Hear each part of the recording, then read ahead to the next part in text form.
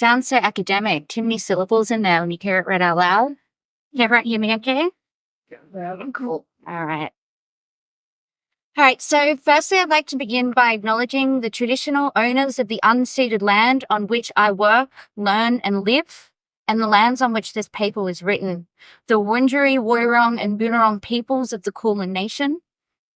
I recognise the unique place held by Aboriginal and Torres Strait Islander peoples as the original owners and custodians of the lands and waterways across the Australian continent, with histories of continuous connection dating back more than 60,000 years. I also acknowledge their enduring cultural practices of caring the country. I pay my respect to elders past, present, and future, and acknowledge the importance of Indigenous knowledge within the Academy. I'd also like to thank Fraser Muggeridge for convening this conference and inviting me to contribute, and I'd like to thank you all for taking the time to come and listen to me speak today. The paper I'm going to share is part of a larger body of research that I'm currently undertaking as part of a PhD at the University of Melbourne in Australia. All right. So, in Venice, on the island called Giudecca, lies a modest building on the quiet Fondamenta delle Convertite. This building houses a women's prison, the Casa di Reclusione Femminile. Today, the women who are incarcerated in this prison participate in a number of social partnership models. They run a monthly organic vegetable market, they make cosmetics in the prison's laboratory, and they run a textiles workshop producing bags and clothing for sale in a boutique on the main island in Venice. This initiative is operated by a local cooperative and has been successfully running for a little over 28 years. These social partnership models intervene in the penitentiary system by creating employment opportunities for inmates. As part of this year's Venice Biennale, this site hosts the Holy See Pavilion, the Vatican's contribution to the National Pavilion contingent. This exhibition, titled With My Eyes, takes place within the walls of the Casa di Reclusione Femminile, with tours conducted by inmates. This site hasn't always been a prison, though. This building has a history that stretches back 465 years. For nearly 300 of those years, it housed another kind of place for social reform. Santa Maria Maddalena alla Giudecca, colloquially referred to as del Convertite, a convent for penitent nuns. Convertite is Italian for converted. Since its inception, likely around 1521, this convent shared similar redemptive aims. It was founded as a religious community established specifically for non-virgins. The women who were permitted entry into this convent were reformed sex workers and those who engaged in sex outside of marriage, whether consensual or non-consensual, or were in a concubinage relationship. Between the years 1557 and 1561, this convent housed a little-known printing press that was operated by the nuns who lived there. During this period, the nuns produced at least 25 printed works of various length in both Latin and in the vernacular. This collective of women was one among just 5 other women engaged in printing in Italy at the time, that is prior to 1560. This group, the Convertite, produced the second largest output of work compared with the others. Unlike their female contemporaries, they did not operate the press as widows following a husband's death, but worked collectively as part of a religious community, and they are the sole female-operated printing press at the time to do so. In the Convertite's earliest years, the women who lived there lived in extreme poverty. The nuns had little, if anything, to eat. Over time, notable patrons supported the convent, but it was not enough to sustain the 459 community members. They needed to sell things to contribute to the preservation of their marginal community, and so a printing press was established along with a thread spinning workshop. These women needed to typeset and to print, to weave and to spin because they needed to eat to survive. Typography is a physical process of language composition. It is writing using single, repeatable, defined letters. Typography is the word made flesh, and flesh is the containment of the body. It is the surface that sits between ourselves and the world. Body and surface are two terms that are used concomitantly to link the printing of books by a group of Venetian women with their religious practice. Each term is central to a constellation of concepts relating to the material and spiritual aspects of their practice as typographic compositors and members of a female religious community. These two concepts come together to form a theoretical model, synthesizing historical research, feminist theory, and bibliography to propose a new conception of an embodied typographic practice. This theoretical model centers around a corporeal conception of typography. Here, you see a small section of a page printed by the nuns at the Convertite. The cross glyph is a typographic intervention. This is a performative metatextual indication. Typography is here instructing you to act. When you read this sign, you must perform the sign of the cross. The printed works are imbued with layers of significance that surpasses their textual content or any bibliographic assessment of formal merit. They reflect a confluence of bodily and spiritual labor through remnant traces left by their makers. These marks are retained on the pages in both perceivable and imperceivable ways. Impressions exist not only of the typographic glyphs that were printed, but also of the women themselves. In one case, a single strand of hair printed incidentally across the body of the text, as you can see on this side here. The imperceptible traces are inferred through a contextual reading of the religious significance of the female body in early modern Catholicism and its role in ritual practice. This research, beyond formal analysis of lead forms of composition, suggests also focusing on the bookmakers and the emphasis Catholicism places on redemption through penitence. This a narrative often repeated in the Bible pertaining to the figure of the prostitute. As Professor of Comparative Literature Morse Peckham wrote, quote, "The analytical bibliographer is a historian. The object of inquiry is not printed artifacts as physical objects, but human behavior in the past. Human behavior that no longer exists and cannot now be examined." End quote. These remnant traces of past human behavior makes a compelling case for understanding their work as a unique form of embodied typographic labor. By foregrounding these elements, we can see how typography reveals the intricate connections between physical, spiritual, and cultural dimensions in the lives of these early modern women. Through the making of these books, these women were actively constructing their new identities. Bodies and surface coalesce, mapping history of typography, bodily autonomy, ritual practice, and the gendered politics of enclosure. The women who entered the Convertite occupied a different social class from the majority of noble women in Venetian convents at the time. This convent housed penitent women who were socially classified as meretrici. Meretrici is commonly translated as prostitute and interpreted as common whore. In 1543, the Venetian Senate legally defined meretrici as a woman involved in sex work, sex outside of marriage, or long-term concubinage. Problematically, the term appears to have an excess of rhetorical functions, used as much as a slur as it is a legal category. Meretrici, translated solely to mean prostitute, becomes a reductive catch-all that conflates the vastly divergent social positions and lived circumstances of women in the 16th century. Whether labouring in the 16th or the 21st century, sex workers possess a signifying power that far surpasses one's identity as an informally employed wage labourer. The sex worker becomes a representation or symbol for broader ideals and societal expectations. Within the doctrine of Catholicism, the figure of Mary Magdalene embodies this very idea. She offers Christianity a model redemption narrative. She is the personification of the ideal that regardless of transgressions, redemption is always possible.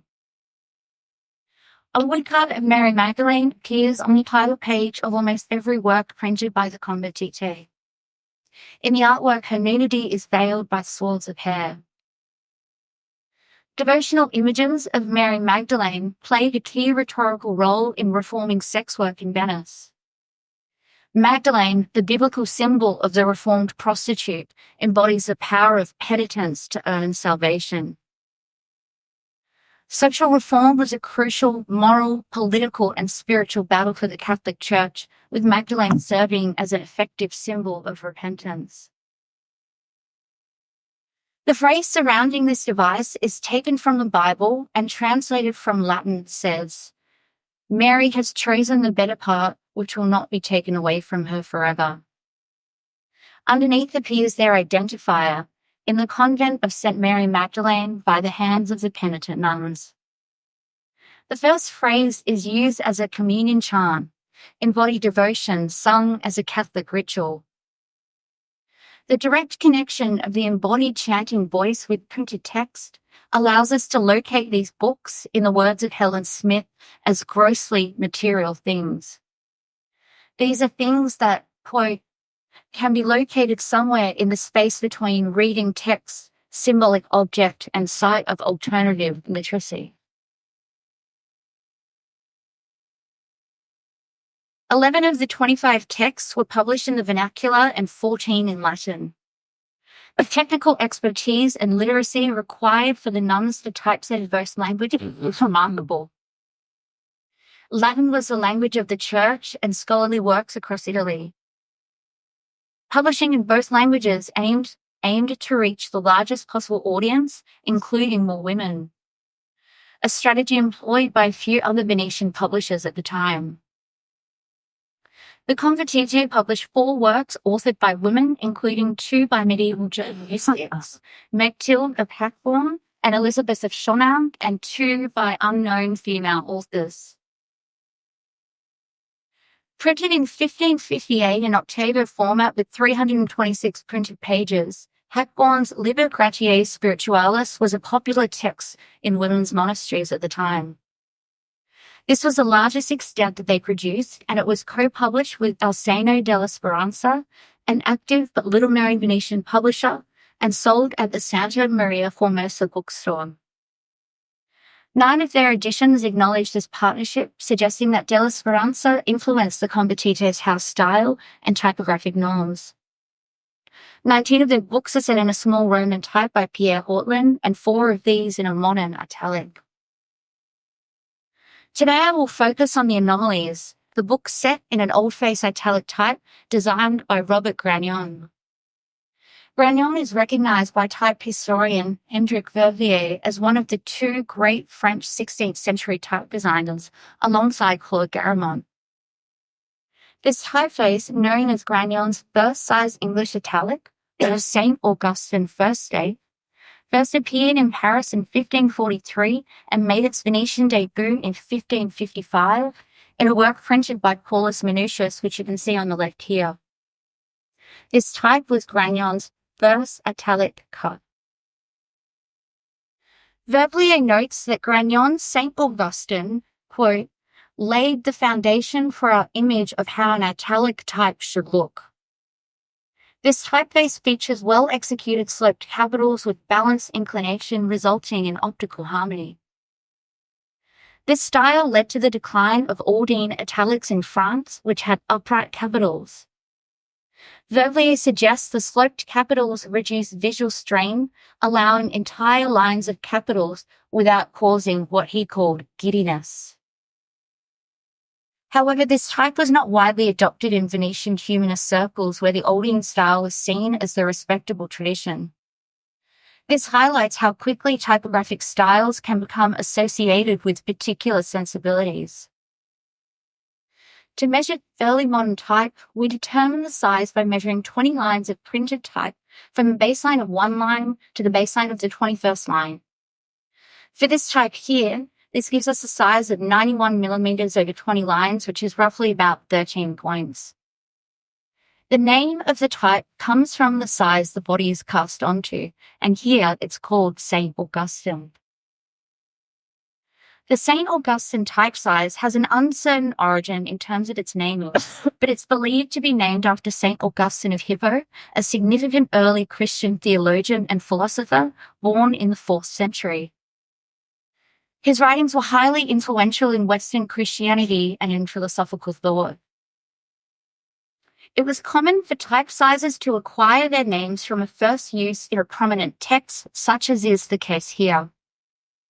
This is interesting in the context of this press, as these were Augustinian nuns. This coincidence presents an intriguing thought experiment to draw a connection between this type with a spiritual and intellectual heritage. Following this order of St. Augustine was common among convents of penitent women, such as the Convertite. Augustine considered prostitution a necessary evil, arguing that it served to channel and control human lust in a way that preserved societal order. Augustine viewed sex work as playing a crucial role in maintaining the overall structure and balance of society.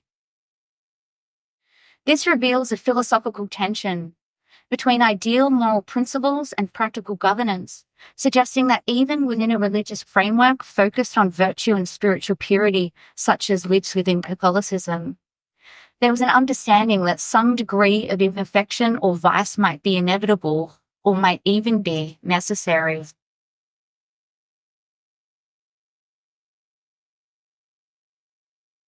Critically analysing the use of a type in relation to theological and philosophical ideas adds another layer of intrigue through speculations on symbolic connections between the choice of type and the convent's religious identity.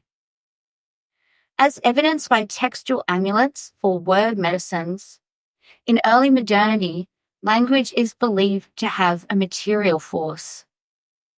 These are objects that are seen, in the words of Tanya Pollard, as physical entities that interact directly with the body. Their power becomes associated with their material form, embodied in physical substances such as ink, paper, and the vaporous particles of breath. In this context, typography might be read as more than a mere transcription, a way for these women to inscribe their spiritual identity and the physicality of their labor onto the printed page. By doing so, printing becomes an extension of their religious practice, blending the material and the spiritual in a unique form of embodied devotion. These typographic things, to invoke Lorraine Daston's formulation, are those nodes at which matter and meaning intersect.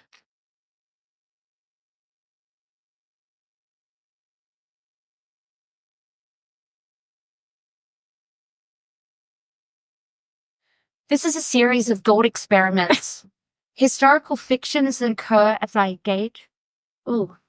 engage with the materiality of these printed works. This speculation necessitated by the scant records which exist regarding the very early years of the convent and the founding of this press. Though scant, there are records that suggest that it is likely that the convent's rector, the head priest, Juan Piero Leone da Valcamonica, was responsible for initiating the founding of this press and possibly of decisions that were made. Valcamonica was a highly educated man who was knowledgeable in both Greek and Latin. He moved within intellectual Venetian circles, exchanging ideas on art and on religion. Understanding this press becomes more complex as information surfaces surrounding the cessation of the press. In 1561, Valcamonica was found guilty for the sexual abuse and rape of more than 20 nuns at the convent. He was tried by Venice's most powerful branch of government, the Council of Ten, and he was executed for his many crimes on the 15th of November, 1561. Historical documentation evidences that Valcamonica engaged in persistent and long-term sexual violence. Various sources indicate that this violence and abuse occurred over 3 years, which brings its timeline into the same time period that the printing press was in operation. Like other institutional abuse, this violence didn't occur outside of the convent, but within its very walls. In one historical account, Valcamonica is described as a master of the bodies, souls, possessions, and labor of these women. Valcamonica's trial and execution in Venice was an exceptionally brutal event, staged and performed as a deterrent. His execution, conducted in San Marco Square, involved 8 axe strikes and repeated blows with a mallet before his head was finally severed with a knife and his body was set alight, symbolizing the overcoming of his sins. This prolonged ordeal was seen as divine retribution and left a lasting impression on the Venetian public, becoming itself a historical marker in time. His death coincided with the cessation of the Convertite's printing practices and the immediate exodus of 90 to 100 nuns. The printing practice at the Convertite embodies an approach of working within and against difficult circumstances. The women who typeset and printed these books worked under conditions which are veiled by the beauty of their printed works. The books that they printed are not merely fragments of history, artifacts upon which we may look at when we want to reflect on the development of typographic practices, but they're also vectors for thinking through a historical embodied typographic practice. These printed works transcend their classifications, not just as historical fragments of typography, but as prompts for reimagining bodily language. Bodily languages constructed anew through a series of interactions of my body colliding with these surfaces. Thank you.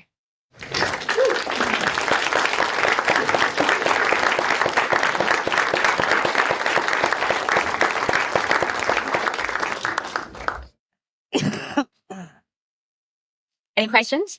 I've got one. Yeah. I love the story. I love the way you've done your research. In the decade that this is happening, Venice is constantly at war with the Ottomans. Uh-huh. The way you tell the story, I'm not seeing the connection with the wider with fighting and so on invasions. In 1570, the Ottomans sacked Venice. So there's a lot of stuff that's happening. Yeah. That maybe has some bearing also on the availability of resources. People that, they might not be able to get lead, for example, tin that comes over the Alps and so on. Yeah. Are you going to look at all at this project? Yeah, it's such a complex, multifaceted story. It's so hard to kind of really bring everything into a 20-minute presentation. I mean, the biggest missing piece of contextual information from this presentation is in, this exact time period, the Reformation is happening and the Counter-Reformation is happening. And so the Counter-Reformation, there was a law passed where women were locked within their convent. So at this time, they were able to sort of see visitors and they kind of had the ability to move somewhat freely. And then at this time, they lock them down and they become, really, really imprisoned. And so I think so the printing press was disbanded. They sold their equipment, they sold their kit. 100 nuns left the convent. But really, I think that's kind of what's having the biggest influence on them. Obviously, there's, lots of other things going on around Italy and around Venice at the time. But yeah, I'm really looking at it within the context of what's happening within Catholicism and within Christianity and as a religious community of women, how that really kind of impacted their lives. But it's so much speculation, really. There's a lot of documentation in the Venetian state archives around the trial because it was really a performance. It was a real execution, but it was a big act of theatre. So when they executed him, they didn't just pop him out in San Marco Square. They walked him all the way through the streets of Venice to make sure that everybody saw how much the Catholic Church were really taking this seriously. And I mean, it's very interesting to think about this happening in 1561 and then to think about, kind of what's happening within the Catholic Church now and how a lot of these harms are still kind of mishandled and performed in a similar sense.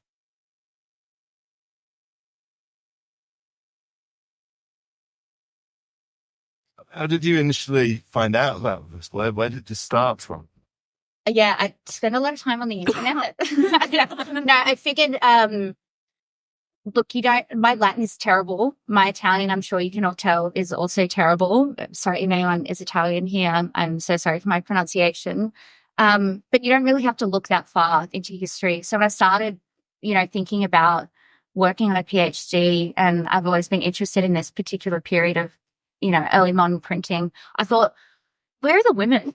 As if there weren't any women working, as if there weren't women, printing things. And yeah, I really didn't have to look that far. There's a really amazing Italian bibliographer who wrote a journal article on these women in 2011, and it's published in Italian, so of course it's not kind of picked up.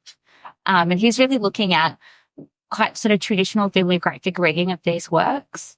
But that has sort of allowed me to work out, okay, where are the books? How do I trace them? And then, yeah, how do I kind of run with that thread, I guess. But yeah, if anybody's interested in doing more research, I'm sure there's going to be lots of marginal people that have histories that need to be written about that are surprisingly not that difficult to, find an initial thread. Did any of the nuns become writers themselves? You didn't account for how they became so literate enough that they were capable of producing books. And it seems to me that historically, people who make books write books eventually, that they actually do participate in the whole production process eventually. Yeah. The capacity to make something causes you, of course, not just to simply make the work of others, but to dabble and make things of your own. So it would seem to me that there would be some temptation, perhaps, of course, to print their own kind of internal books or publications that would circulate within the monastery itself. Yeah. Yeah, this is a really interesting question. There's a really long intellectual kind of history tradition of women in monasteries kind of cultivating these kind of profound intellectual lives and writing. So they were publishing female authors, but this was very much a commercial venture. They weren't doing this for the love of the aesthetics or because they wanted to. Not even to steal time from it, like to occasionally pilfer ink or type to make things. I don't believe so. So we read the trial, all of the documentation around the trial. Like it's so full on because what the violence was described in such excruciating detail. The women were locked in jails, they were beaten, they were tortured, they were starved. It was really like very, very kind of brutal environment. And so it's interesting to think about, we have, trauma that's happening very sort of physically in our body, and also the trauma of sort of, working relentlessly. Then to think about, if anyone's kind of set metal type before, how contemplative it is. You're really inside yourself every moment. You're kind of, and so then thinking about having that moment and this kind of, very meditative practice to just thinking that every prison has its own subversive economy in which they exploit resources for their own personal use in some way. Yeah. There might have been perhaps, a chapbook culture or a kind of, I really love it. Just seems to me that would be the kind of thing I might be looking for, is the authorial character that they might have had as a side effect of being empowered with literacy and typesetting skills. Yeah. I think there's one, it's tricky. And when I first started doing this research, I was very much looking at, like, I took these assumptions, and this is a difficult thing of doing kind of feminist theory in a very different time period, where I was carrying my presumptions into another time period. And so I was really looking for a subversion, or I was looking for critical practice within what they were doing. And it's one thing, so I've been working with a Latin scholar who's looking at how few typographic errors there were in their work. So they were, you're always going to make mistakes. There's mistakes in every book that is published now. How kind of few they were. They really, watched their P's and Q's or whatever, and they were just kind of little errors. But it's one thing to be able to read and another thing to be able to understand. what it's saying, and that I'm not able to know. But so there's a class, the meretrici. It means prostitute, but it means so much more than that within this legal definition. So they were very, very low class women. So this idea of having, and there might, there's always amazing, like, bad women in the best way or whatever within these institutions. But unfortunately, I don't have a record of that. There are limitations as well to my engagement within this research. I have much more knowledge of feminist theory than I do really of early modernity. So this has really been an exercise of doing a PhD and learning about, Catholicism. I'm an atheist. I don't have any kind of relationship to any of these things. So, I'm able to contribute in some way with an offering of theoretical proposition.